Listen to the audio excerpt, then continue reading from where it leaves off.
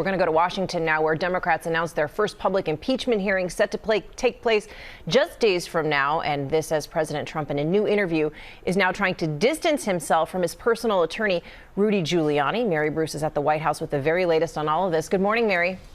Good morning, Cecilia. Well, Rudy Giuliani and his campaign to pressure Ukraine have been at the center of this impeachment inquiry, and the president has been standing by him, calling Giuliani a great corruption fighter. But now the president says he doesn't know what Giuliani was doing in Ukraine, and he didn't send him there on his behalf.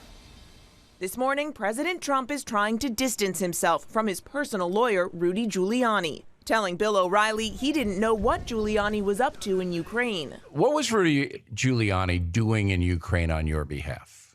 Well, you have to ask that to Rudy, but Rudy, I don't even know. So you didn't direct him to go to Ukraine and do anything or put any heat on him? No, I didn't direct him, but he is a warrior. Rudy's a warrior. But the president himself repeatedly mentioned Giuliani in the July phone call that sparked this impeachment inquiry, telling the Ukrainian president to talk with Giuliani. According to the rough White House transcript, Trump said, "Mr. Giuliani is a highly respected man, and I would like him to call you. Rudy very much knows what's happening, and he is a very capable guy. If you could speak to him, that would be great." The president's point man in Ukraine, the EU ambassador Gordon Sondland, told Congress if they wanted to get anything done in Ukraine, they had to, quote, talk to Rudy. I followed the directions of the president.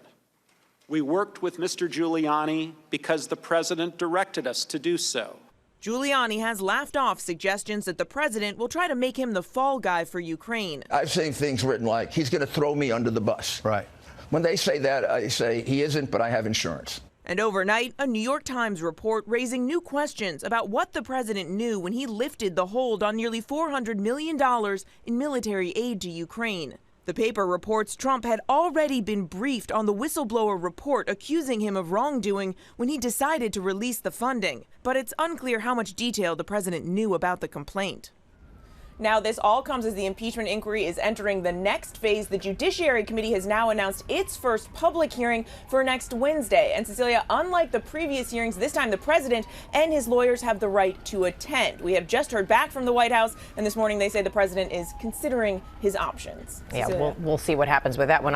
Mary, in the meantime, we're learning that 2 White House budget officials, career officials, resigned over this controversy to freeze aid on Ukraine.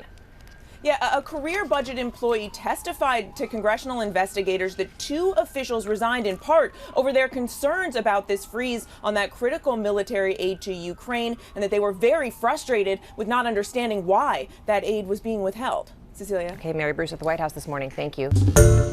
Hi, everyone. George Stephanopoulos here. Thanks for checking out the ABC News YouTube channel. If you'd like to get more videos, show highlights, and watch live event coverage, click on the right over here to subscribe to our channel. And don't forget to download the ABC News app for breaking news alerts. Thanks for watching.